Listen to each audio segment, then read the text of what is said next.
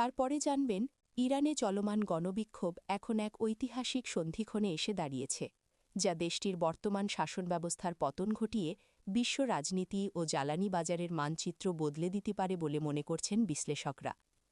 গত ২ সপ্তাহ ধরে চলা এই আন্দোলনে ৯ কোটি মানুষের দেশটিতে রাজধানী তেহরান সহ কয়েক ডজন শহরে কয়েক লাখ মানুষ রাজপথে নেমে এসেছে। নিরাপত্তা বাহিনীর কঠোর দমন-পীড়ন ও শত শত মানুষের মৃত্যুর খবর পাওয়া সত্ত্বেও বিক্ষোভকারীরা দমে না গিয়ে সর্বোচ্চ নেতা আয়াতুল্লাহ আলী খামেনির শাসনের অবসান চাইছে। মার্কিন প্রেসিডেন্ট ডোনাল্ড ট্রাম্প এই পরিস্থিতিকে অত্যন্ত গুরুত্বের সঙ্গে পর্যবেক্ষণ করছেন এবং প্রয়োজনে দেশটিতে সামরিক হস্তক্ষেপের মাধ্যমে রেজিম চেঞ্জ বা শাসন ব্যবস্থা পরিবর্তনের ইঙ্গিত দিয়েছেন। বিশ্ব নেতা ও বিনিয়োগকারীরা এখন উদ্বেগের সঙ্গে তেহরানের পরিস্থিতির দিকে নজর রাখছেন। সিআইএর সাবেক জ্যেষ্ঠ বিশ্লেষক উইলিয়াম ওশার এই সময়টিকে ১৯৭৯ সালের ইসলামী বিপ্লবের পর ইরানের সবচেয়ে বড় মুহূর্ত হিসেবে বর্ণনা করেছেন। বিক্ষোভের মূল চালিকা শক্তি হিসেবে কাজ করছে দেশটির ভঙ্গুর অর্থনীতি ও মুদ্রার মানের চরম অবনতি। মার্কিন ভিত্তিক মানবাধিকার সংস্থা HRNA জানিয়েছে, গত ২ সপ্তাহে নিরাপত্তা বাহিনীর হাতে অন্তত ৫০০ বিক্ষোভকারী নিহত হয়েছেন। গ্রেফতার করা হয়েছে ১০,০০০-এরও বেশি মানুষকে। পরিস্থিতি নিয়ন্ত্রণে রাখতে সরকার গত বৃহস্পতিবার ৮ জানুয়ারি থেকে ইন্টারনেট ও টেলিফোন নেটওয়ার্ক প্রায় বিচ্ছিন্ন করে রেখেছে।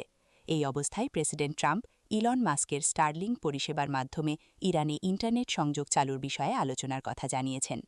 আন্তর্জাতিক ভূ-রাজনীতির প্রেক্ষাপটে ইরানের এই টালমাটাল অবস্থা রাশিয়ার প্রেসিডেন্ট ভ্লাদিমির পুতিনের জন্য বড় ধাক্কা হতে পারে। সিরিয়ার বাশার আল আসাদ এবং ভেনেজুয়েলার নিকোলাস মাদুরোর পর ইরানকেও হারালে মধ্যপ্রাচ্যে রাশিয়ার প্রভাব মারাত্মকভাবে খর্ব হবে। অন্যদিকে জ্বালানি বাজারেও এর ব্যাপক প্রভাব পড়তে শুরু করেছে।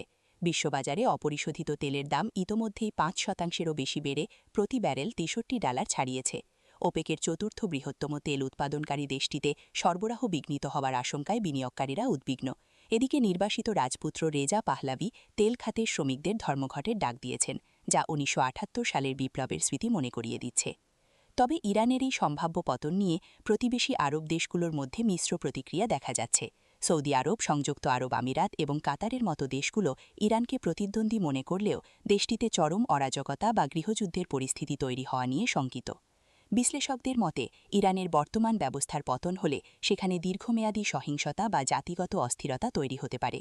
ব্লুমবার্গ ইকোনমিক্সের বিশ্লেষক দিনা এসফান্ডিয়ারি মনে করেন, ২০২৬ সালের মধ্যে বর্তমান ফর্মে ইসলামী প্রজাতন্ত্র টিকে থাকা কঠিন হতে পারে। সেক্ষেত্রে সামরিক বাহিনী বা IRGC ক্ষমতা দখল করতে পারে অথবা একটি বড় ধরনের নেতৃত্বের রদবদল ঘটতে পারে।